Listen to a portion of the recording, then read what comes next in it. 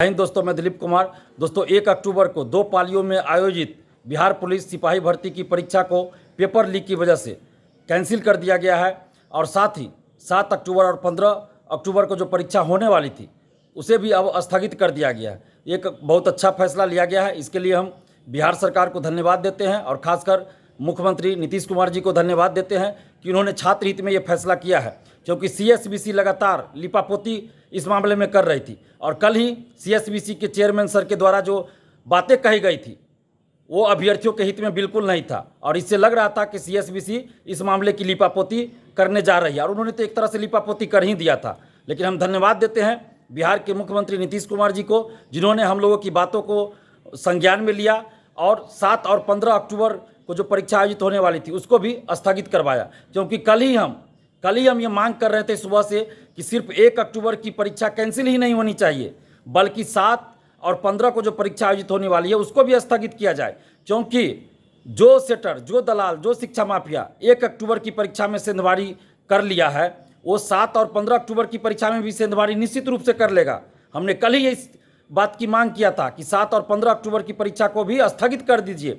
तो बिहार सरकार ने और खासकर मुख्यमंत्री नीतीश कुमार जी ने जो फैसला किया है इसके लिए हम नीतीश कुमार जी को बहुत बहुत धन्यवाद देते हैं और साथ ही उनसे पुनः हम मांग कर रहे हैं, आग्रह कर रहे हैं कि जब भी ये परीक्षा आयोजित हो सिपाही भर्ती की पूरी पारदर्शिता के साथ आयोजित हो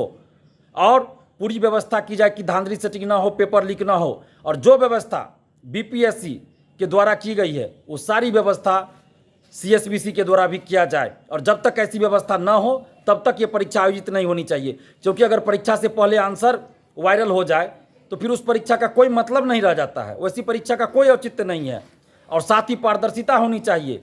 ओएमआर शीट की कार्बन कॉपी, क्वेश्चन बुकलेट मिलना चाहिए, आंसर की जारी होना चाहिए, जब रिजल्ट प्रकाशित हो तो कटअप सभी का मार्क्स जारी होना चाहिए। परीक्षा समाप्ति के बाद परीक्षार्थियों को ओएमआर शीट की कार्बन कॉपी और क्वेश्चन बुकलेट देने में क्या आपत्ति है, इनको देना चाहिए।